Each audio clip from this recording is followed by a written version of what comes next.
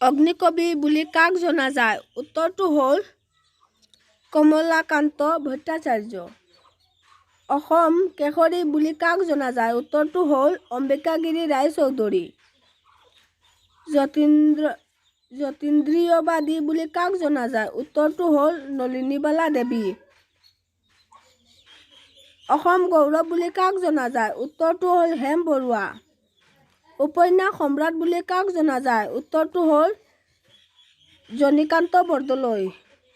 কৰ্মবীৰ বুলি কাক জনা যায়? উত্তৰটো হ'ল নবীন চন্দ্ৰ বৰদলৈ। কলাগুৰু বুলি কাক জনা যায়? উত্তৰটো হ'ল বিষ্ণুপ্ৰসাদ ৰাভা। কবিতা কোঁৱৰ বুলি কাক জনা যায়? উত্তৰটো হ'ল অম্বেশ্বৰ চেতিয়া ফুকন। গীতিকবি বুলি কাক জনা যায়? উত্তৰটো হ'ল পাৰ্বতী প্ৰসাদ বৰুৱা। ত্যাগবীৰ বুলি কাক জনা যায়? উত্তৰটো হ'ল হেমচন্দ্ৰ বৰুৱা। দেশভক্ত বুলি কাক জনা যায়? উত্তৰটো হ'ল তৰুণৰাম ফুকন।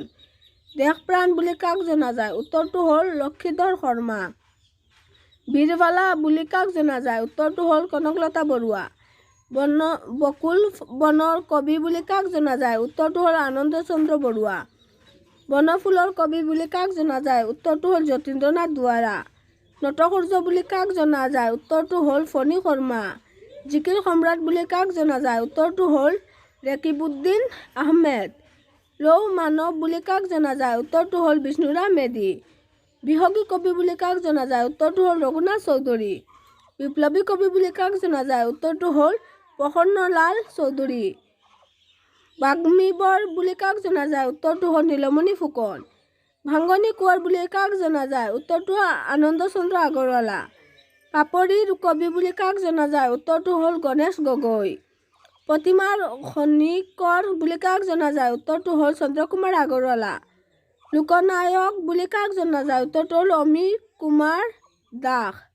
লোকবন্ধু বুলি কাক জনা যায়? উত্তৰটো হ'ল ডক্টৰ ভুৱনেশ্বৰ বৰুৱা। সাহিত্যাচাৰ্য বুলি কাক জনা যায়? উত্তৰটো হ'ল অতুল চন্দ্ৰ হাজৰিকা, মৃতদেৱ মহন্ত, চৈয়দ আব্দুল মালিক।